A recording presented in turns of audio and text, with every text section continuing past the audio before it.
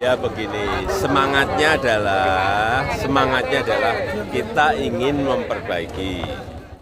Berkaitan dengan pernyataan Capres nomor 3, berkaitan dengan Capres nomor 3 terhadap penegakan hukum di pemerintahan Pak Jokowi yang nilainya hanya 5, ini tentunya sangat kami sesalkan sekali.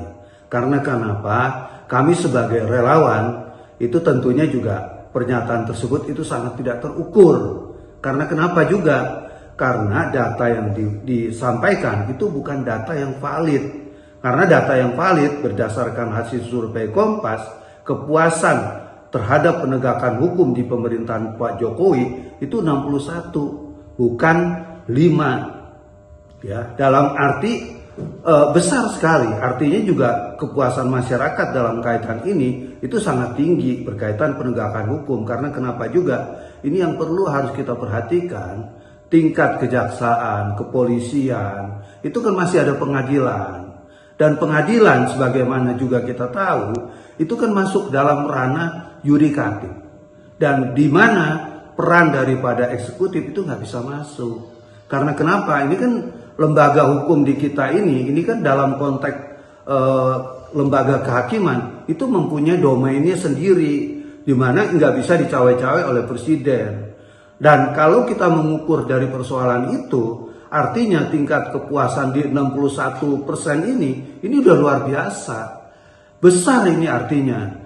Jadi saya juga mohon sekali lagi kalau membuat suatu pernyataan itu yang terukur. Jangan mengundang pada suatu kebencian atau ketidaksukaan. Nah, berkaitan dengan masalah pernyataan bahwa itu ditujukan per hari ini nggak bisa. Karena kenapa? Kan konteks pemerintahan ini kan harus diukur dari awal sampai juga dengan sekarang. Apa yang dihasilkan? Banyak sekali berkaitan dengan masalah penegakan hukum.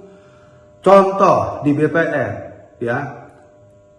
Presiden itu sangat concern berkaitan dengan masalah mafia tanah. Itu dijalankan dengan sungguh-sungguh dan itu juga bukan hal-hal yang istilahnya kosong belaka dalam proses pemberantasan mafia tanah. Itu dilakukan oleh menteri yang baru sekarang. Orang-orang yang terlibat dengan mafia tanah itu tidak segan-segan untuk diambil suatu tindakan. Ini kan hal yang positif. Ini juga tentunya kan harus jadi ukuran gitu.